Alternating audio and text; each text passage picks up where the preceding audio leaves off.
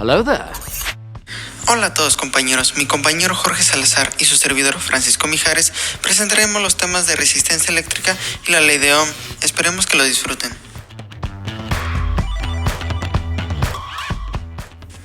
Resistencia eléctrica.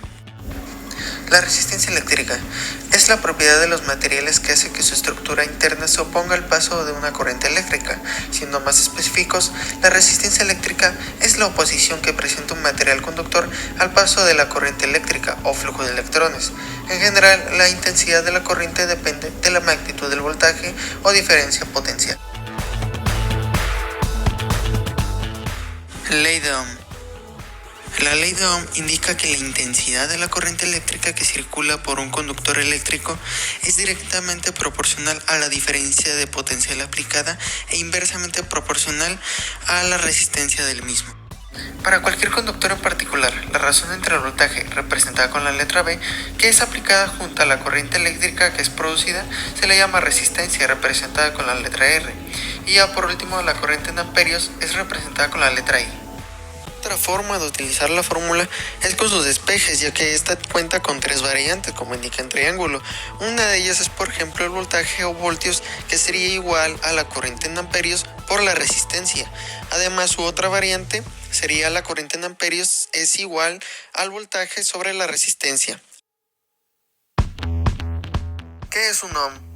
Si el voltaje se mide en volts y la corriente en amperes, entonces la resistencia tiene como unidad el volt-ampere, que se denomina ohm y se designa con la letra griega omega.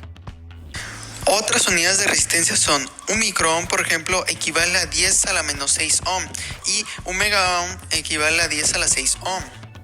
En la siguiente figura se muestra un circuito sencillo que relaciona el voltaje de la corriente y la resistencia a una batería de 6 voltios que está conectada a una bombilla de 2 ohms. El circuito se completa al conectar un amperímetro, el cual indica la corriente que es de 3 amperes.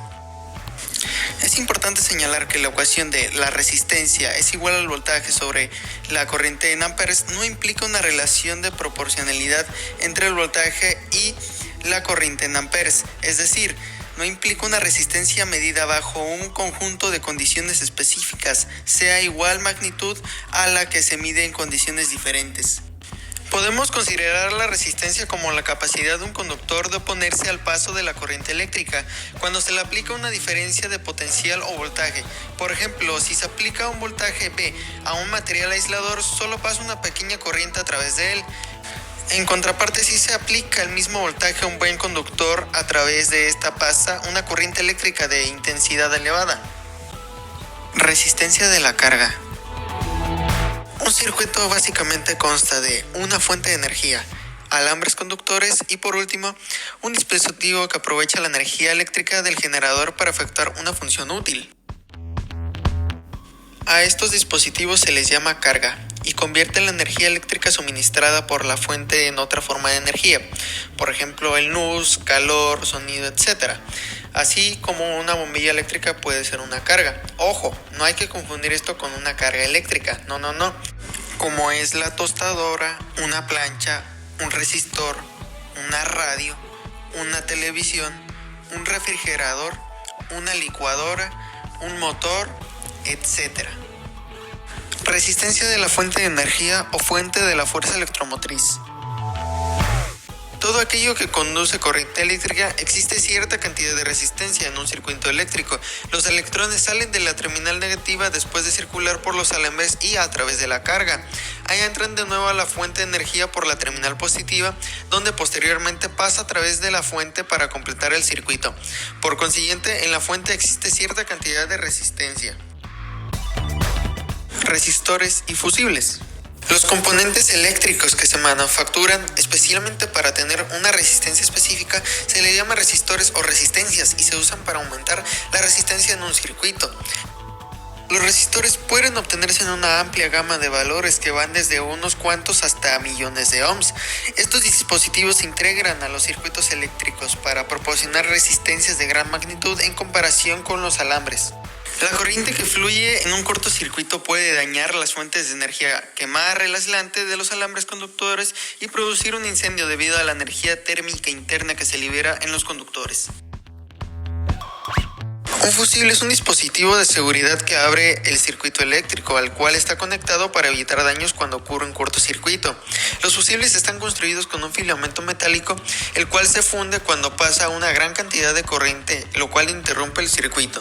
El científico alemán Georg Sohm descubrió que para una amplia gama de materiales conductores y una gran variedad de diferencias de potencial, la razón B sobre I es igual sobre la constante para un conductor dado, en estos casos, el valor de la resistencia permanente constante cuando varía el voltaje. Matemáticamente significa que la intensidad de la corriente varía de forma directamente proporcional con el voltaje aplicado. La constante de proporcionalidad K es igual a 1 sobre R. Al final quedaría como la fórmula antes mencionada. Cuando una carga tiene una resistencia constante cuyo valor es independiente de la magnitud del voltaje, decimos que obedece a la ley de Ohm. Los conductores en los cuales la resistencia V sobre I no es constante se llaman conductores no óhmicos. Algo importante a destacar es: las fuerzas de energía tienen un límite de seguridad máximo que pueden alimentar antes de quemarse. A continuación, enseñaremos cómo es la resolución de los problemas. Ejercicio 1. Ok, en el primer ejercicio nos dice esto. Un motor con una resistencia de 30 ohms está conectado a una fuente determinada. El voltaje de la fuente si la corriente del circuito es de 4 amperes. La fórmula que vamos a emplear es esta de acá, que es la resistencia. Los datos que nos dan son 30 ohms y 4 amperes, que están señalados en azul.